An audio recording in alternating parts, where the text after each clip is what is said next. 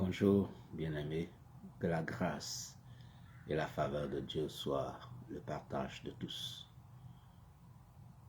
Je voudrais, avant de commencer ce programme, vous dire merci.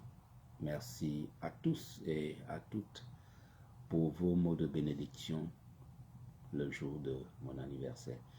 Que la grâce de Dieu repose sur vous tous, qu'il nous donne la possibilité d'accomplir les années qu'il a prévues pour nous et les jours qu'il a décidé et qu'il a écrit dans son livre en nous faisant venir sur cette terre, mais surtout qu'il nous donne d'accomplir tous, autant que nous sommes, l'œuvre à laquelle il nous a appelés et l'œuvre pour laquelle nous sommes sur cette terre. Que sa grâce repose sur vous tous. Ce matin, nous avons un thème assez important, le thème du retour de notre Seigneur Jésus-Christ.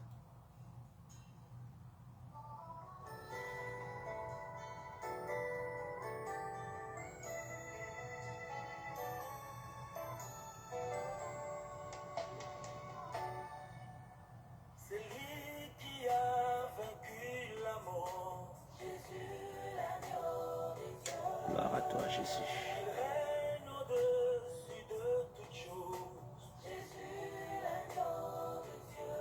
Béni sois-tu, Seigneur des Seigneurs.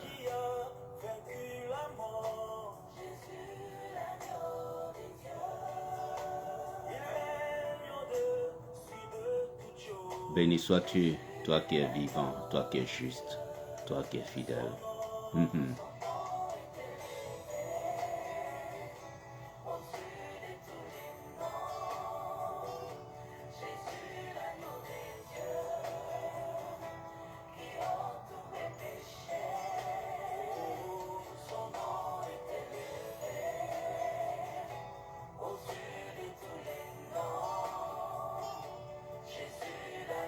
Merci, Seigneur.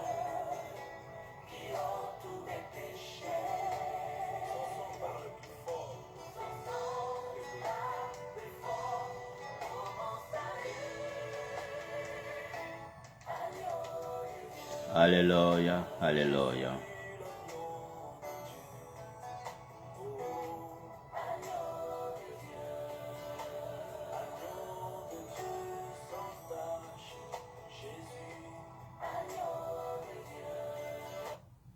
Merci Seigneur pour ta grâce et pour ton amour. Nous allons nous incliner et prier notre Dieu. Seigneur, merci de ce que ton nom est grand. Ta parole déclare par la bouche de ton serviteur Paul que tu n'as pas regardé comme une proie arrachée d'être égal à Dieu. Mais tu t'es dépouillé de toutes choses, tu t'es dépouillé de ta royauté, de ta seigneurie. Et prenant la forme d'un serviteur, tu es venu comme un simple homme. Et devenant, apparaissant comme un simple homme, tu t'es humilié toi-même en te rendant obéissant jusqu'à la mort de la croix. Et c'est pour cette raison que Dieu t'a aussi souverainement élevé et il t'a donné le nom qui est au-dessus de tout nom, pour qu'au nom du Seigneur Jésus-Christ, tout genou fléchisse dans le ciel, sur la terre, sous la terre, et que toute langue confesse que Jésus est Seigneur, à la gloire de Dieu le Père. C'est ce Jésus que nous adorons ce matin, que nous glorifions, que nous exaltons. Seigneur, c'est ce Jésus que nous voulons écouter. C'est ce Jésus que nous voulons connaître davantage et surtout, c'est ce Jésus que nous voulons voir revenir sur cette terre. Seigneur, alors que nous abordons ce terme, je prie que tu fasses taire en nous tout bruit du dehors, tout sentiment qui ne confesse pas ton Saint-Nom, et que ceux qui seront là puissent réaliser ton omnipotence, ton omniprésence, ton omniscience, ton omnibénévolence. Que ton nom soit glorifié, que ton nom soit exalté. Merci pour ce merveilleux thème. Que toute la gloire te revienne. Agis dans les cœurs, agis dans nos cœurs. Au nom de Jésus-Christ. Amen. Alléluia. Nous allons lire juste un passage dans le livre de Jean, Jean le chapitre 14.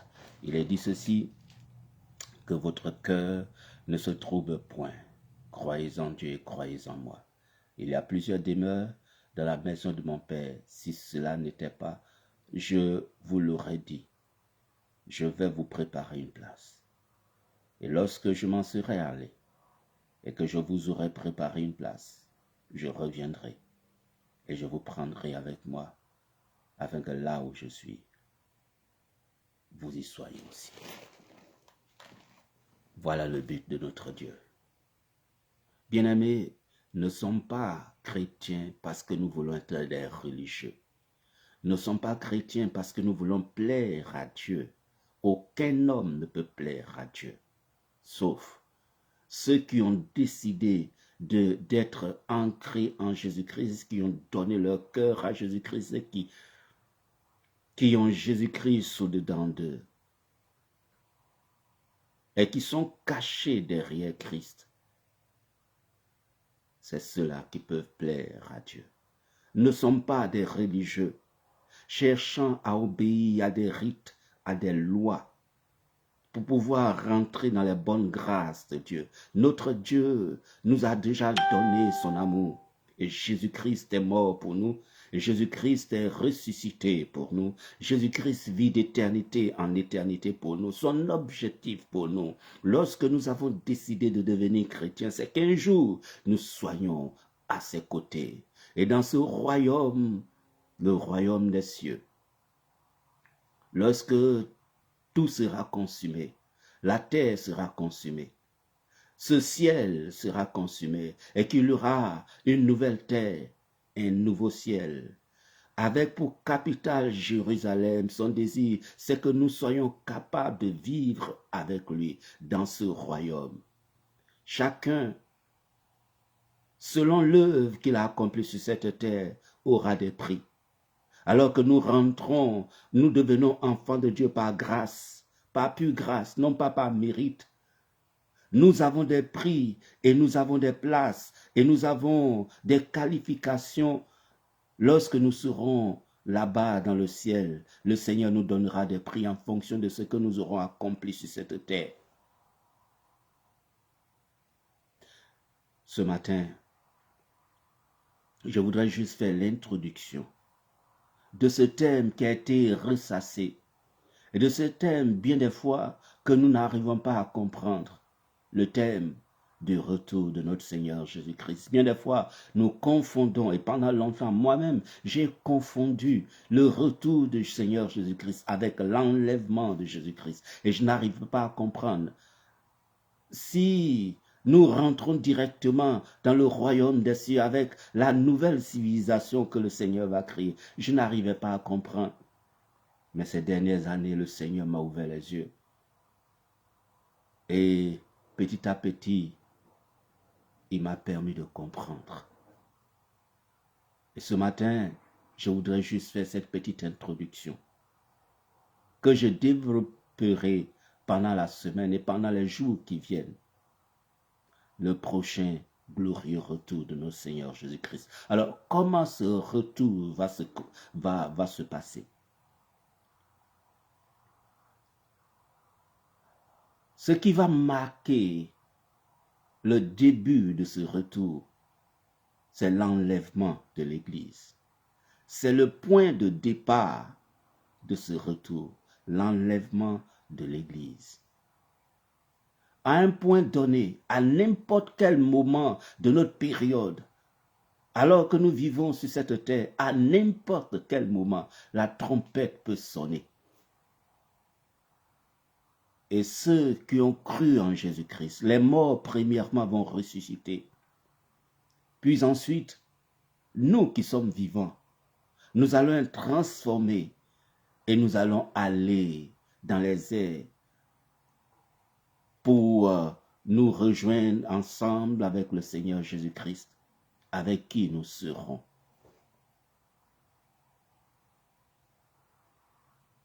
Ensuite, sur la terre, alors que l'Église est enlevée, que les saints sont partis, il y aura une période, ça sera une période de grande tribulation.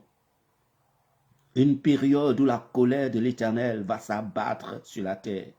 Une période où le diable chassé du ciel va tomber sur cette terre avec une violente colère et va essayer de transformer, de compresser, d'oppresser le monde. Ce sera une période de chaos inexplicable. Une période de violence. Une période où l'injustice sera à son paroxysme. Et cette période va durer pendant 7 années. Et pendant cette période, il y aura un gouverneur du monde, celui que les chrétiens appellent l'Antichrist. Et cet homme va diriger le monde pendant 7 ans.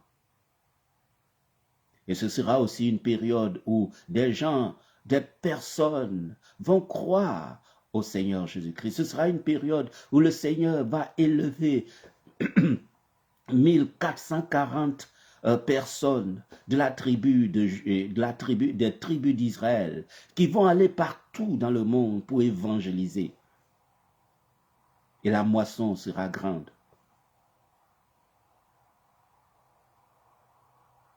Ce sera une période de fléau, de volcans. Il est dit qu'il y aura des tremblements de terre comme il n'en a jamais eu auparavant. Des nations entières, des îles entières vont disparaître. Il y aura des tsunamis pendant cette période-là. Et les hommes vont chercher à se cacher. D'autres vont chercher à mourir, mais ils ne trouveront pas la mort. Ce sera la période où cet homme impie va se déclarer Dieu pour que tous les hommes du monde entier puissent l'adorer. Et ce sera une période où ils vont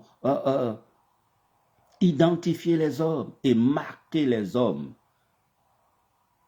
pour pouvoir acheter ou pour pouvoir vendre. Il faut être marqué de la marque de ce leader que les chrétiens appellent l'Antichrist.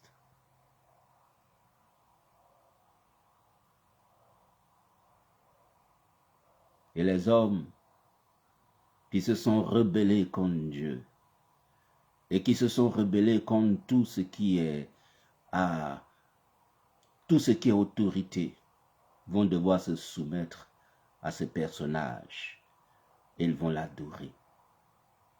Suprême blasphème. Mais parce qu'ils n'ont pas voulu tourner les regards vers le Seigneur, vers le Dieu des dieux, ils vont l'adorer. Et cet homme va maltraiter Israël. Et à un moment donné, les armées du monde entier vont s'unir pour aller contre Israël. Et aujourd'hui, je ne rentrerai pas dans les détails, mais la prochaine fois, je vais rentrer dans les détails. Comment 2/3 de la population d'Israël sera massacrée. Et c'est au bout de ces moments, lorsque leur force sera totalement détruite, qu'ils vont crier au Messie qu'ils ont rejeté.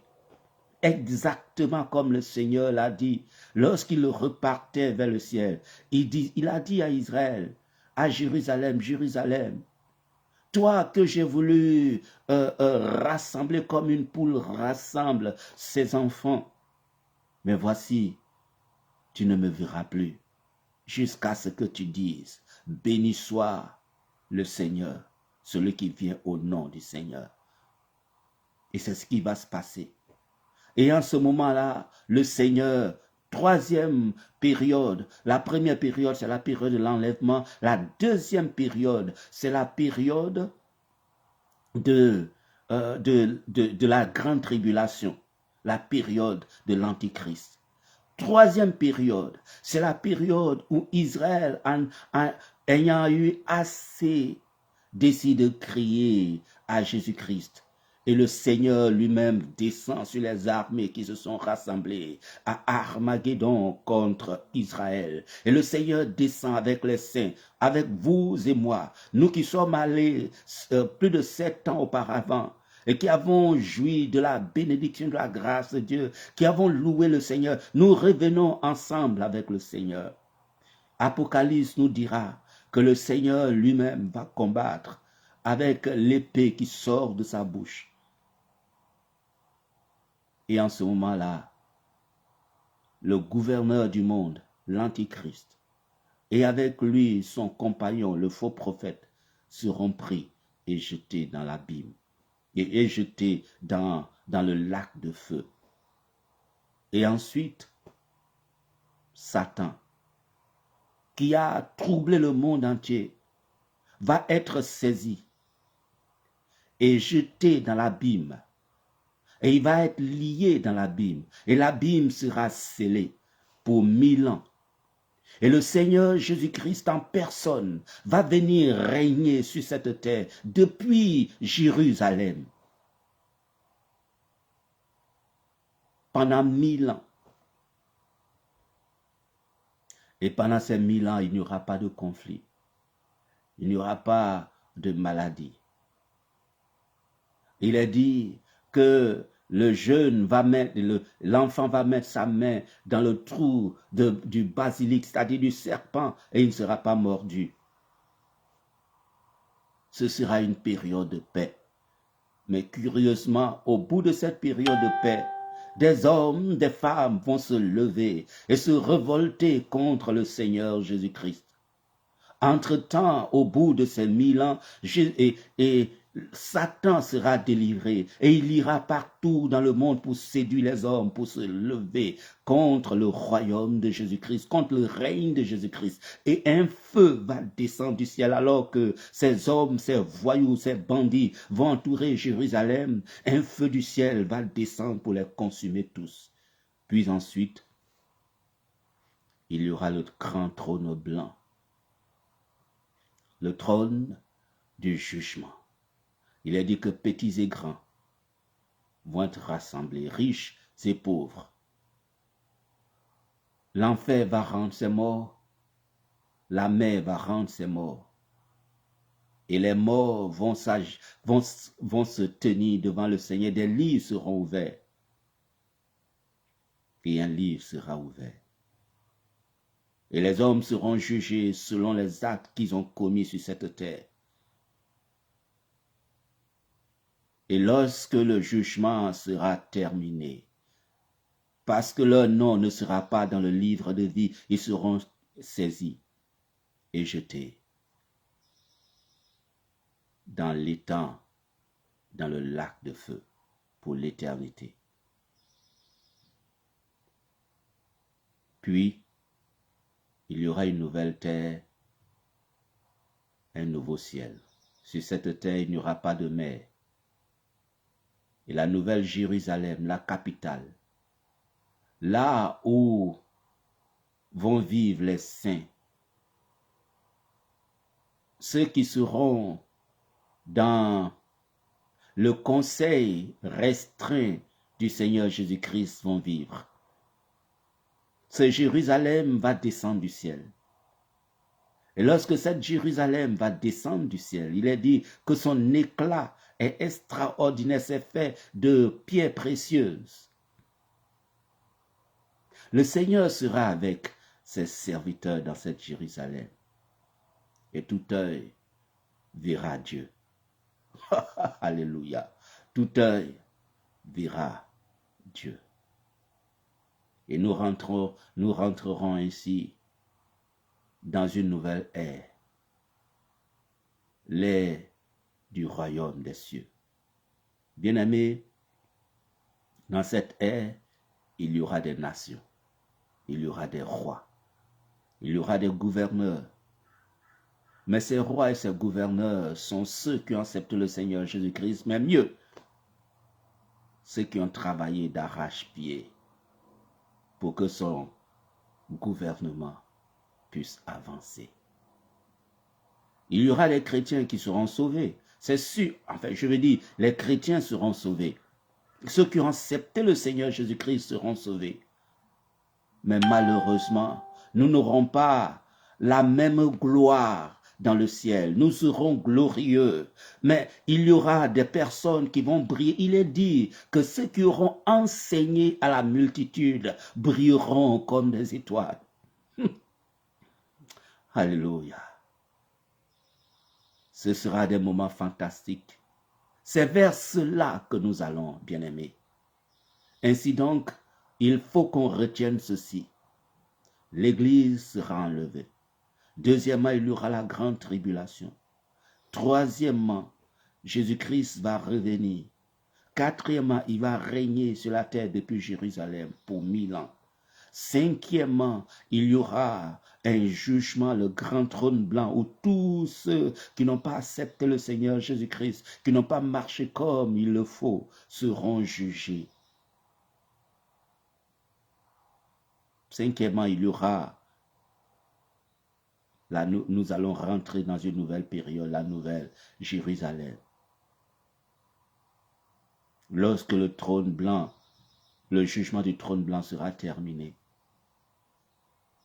la terre, il y aura une nouvelle terre, il y aura un nouveau ciel. Et c'est là que nous allons, avec pour capitale la nouvelle Jérusalem. Avec ces paroles, bien-aimés, exhortons-nous les uns les autres. Nous avons un but. Nous savons où nous allons. Notre foi n'est pas fondée sur peut-être, certainement, ou peut-être que non. Notre foi est fondée sur Jésus-Christ. Pour qui le oui est oui et le non est non. Notre foi est fondée sur celui qui revient. Le Seigneur des Seigneurs, celui devant qui tout genou fléchira et toute langue confessera qu'il est le Dieu des dieux, qu'il est le roi des rois. L'apôtre Paul pouvait dire qu'il a la plénitude de la divinité. Et c'est ce Jésus à qui nous appartenons. C'est ce Jésus qui va venir, qui va régner et qui nous a donné ce commandement, aller faire des nations, toutes les nations des disciples. C'est ce Jésus qu'un jour nous verrons face à face. Il sera à nos côtés. Nous le verrons tel qu'il est. Et Jean dit que nous serons comme lui lorsque nous le verrons. C'est notre objectif. C'est pourquoi, quelles que soient les vicissitudes de la vie, les difficultés que nous rencontrons, et lorsque nous avons envie de lâcher, retenons ceci. Nous sommes des citoyens voyageurs sur cette terre. Un jour, notre Seigneur, notre espérance viendra. Mais ce jour glorieux est à la porte. Et nous serons avec lui pour l'éternité.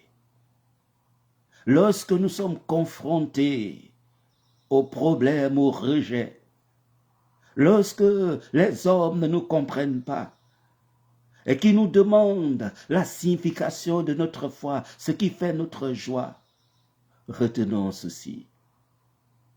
Le Seigneur à qui nous appartenons, il est merveilleux. Ce n'est pas seulement un Dieu qui nous donne lorsque nous lui demandons. C'est un Dieu qui a tout prévu pour nous. Il vit dans le futur. Il vivait dans le passé. Il continue à vivre dans le passé parce que chez lui, il n'y a pas de temps. Ce sont les hommes qui sont déterminés par le temps. Mais il connaît notre futur. C'est pourquoi, pendant que nous y sommes, faisons-lui totalement et entièrement confiance. Quoi qu'il arrive. Quoi qu'il arrive. Quoi qu'il arrive. Ne lâchons pas, ne nous décourageons pas.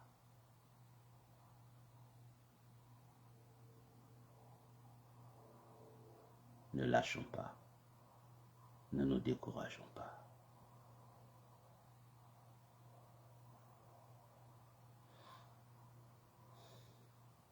Merci Seigneur Jésus. Merci pour les difficultés. Merci pour les joies. Merci de ce que tu nous éclaires et de ce que tu nous aides pour être attachés davantage à toi, pour vivre pour toi. Notre foi n'est pas fondée sur les choses de ce monde, mais sur les choses invisibles qui se reflètent dans la réalité. Notre foi est fondée autour de toi, toi le seul vrai Dieu. Et je prie ce matin que tes enfants puissent totalement et entièrement être attachés à toi, Seigneur, pour qu'ensemble nous puissions vivre l'éternité auprès de toi. C'est pour cela que tu nous as créés. C'est pour cela que tu es mort. C'est pour cela que tu es ressuscité. En nous laissant ce modèle de vie pour que nous puissions la pratiquer avec l'aide du Saint-Esprit en attendant ton prochain glorieux retour pour que pour l'éternité nous soyons avec toi. Garde tes enfants que nous sommes dans le creux de ta main. Protège chacun d'entre nous. Que chaque jour, ce psaume de David ne nous quitte pas. L'Éternel est mon berger. Je ne manquerai de rien. L'Éternel est mon berger. Je ne manquerai de rien. Il me dirige près des eaux paisibles. Il me restaure. Il est avec moi. Il est avec moi. Seigneur, sois avec nous. Garde-nous. Protège-nous. Au nom puissant de Jésus-Christ. Amen. Que la grâce de Dieu repose sur chacun d'entre vous. Merci, ma fille Monique, d'être présente. Que la grâce de Dieu repose sur toi. Que le Seigneur des Seigneurs te bénisse abondamment. Nous allons nous revoir le dimanche prochain pour développer ce thème. Nous commencerons par l'enlèvement de l'Église. L'enlèvement de l'Église, très important. Que Dieu vous bénisse tous, à vous qui allez nous prendre en marche. Que Dieu vous bénisse. Que toute la gloire revienne à notre Seigneur Jésus-Christ. À très bientôt. Amen.